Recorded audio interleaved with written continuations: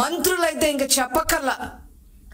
సబిత, మంత్రి సబిత దగ్గర నుంచి, రోజా దగ్గర నుంచి, ఆడవాళ్ళు కూడా, అందరూ మంత్రులు కూడా ఎకరాలు కబ్జా చేశారు. వీళ్ళు ఏం సమాధానం చెప్తారు అని చెప్పి ఈ సందర్భంగా నేను అడగదలుచుకుందా.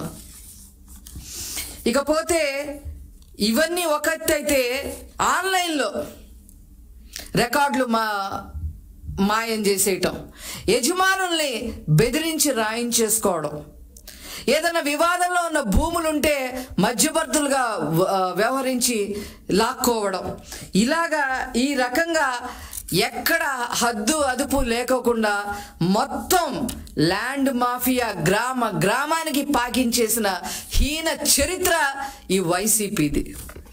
వీళ్ళు ఈరోజు మేము ఆ రోజు ధర్నా చేస్తాం, ఈరోజు ఈ విషయం మీద ధర్నా చేస్తాం అని చెప్పి ప్రణాళికలు వేసుకోవటానికి మీకు అసలు అర్హత ఉందా అని చెప్పి ఈ సందర్భంగా నేను అడుగుతా ఉన్నా.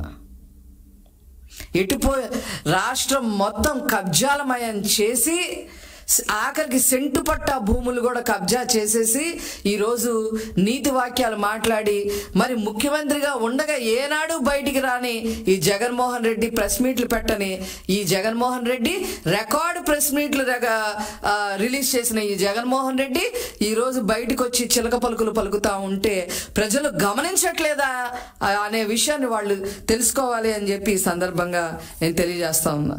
ఒక్క వైజాగ్లోనే మీరు చూసుకున్నట్లయితే విశాఖ ఏజెన్సీలో బాక్సైట్లు, అదేవిధంగా విశాఖ పరిసరాల్లో 3000 ఎకరాలు 22A భూములు రెగ్యులైజేషన్ ద్వారా కబ్జా చేయటం, దస్బల్లా భూములు కబ్జా చేయటం, రుచికొండని గుండు కొట్టించేయటం, ప్రభుత్వ భూములు తాకట్టులో పెట్టేయటం, గంగవరం పోర్టు ప్రభుత్వ వాటాలు అమ్మకం ద్వారా డబ్బులు కొట్టేయటం, పంచగ్రామాల భూములు క్రమబద్ధీకరణ పేరుతో కొట్టేయడం, భోగాపురం వైజాగ్ రహదారుల వెంట భూములు ఆక్రమించేయటం, బే పార్కును ఆక్రమించేయటం, అలాగే భోగాపురం ల్యాండ్స్ని ఇంకా ఎంత ఈ చిట్టా ఎంత ఉందంటే ఒక పేజీ మొత్తం ఉందండి. పేపర్లో కూడా వచ్చిందండి. అసలు విశాఖ మిగులుద్దా? వైసీపీ హయాంలో వీళ్ళు చేసిన కబ్జాలకి అసలు విశాఖలో భూములు మిగులుతాయా అని చెప్పి కూడా పేపర్లో వచ్చినా కూడా వాళ్ళు ఏ రోజు కూడా స్పందించిన పరిస్థితి వచ్చింది. వీళ్ళందరికీ చర్మగీతం పాడే రోజు వచ్చేసింది. ఇవన్నీ డైవర్ట్ చేయడం కోసం విజయసాయిరెడ్డి వాళ్ళందరూ అవాకులు చవాకులు మాట్లాడుతూ ఉన్నారు. చంద్రబాబు గారి మీద కూడా మాట్లాడుతూ ఉన్నారు.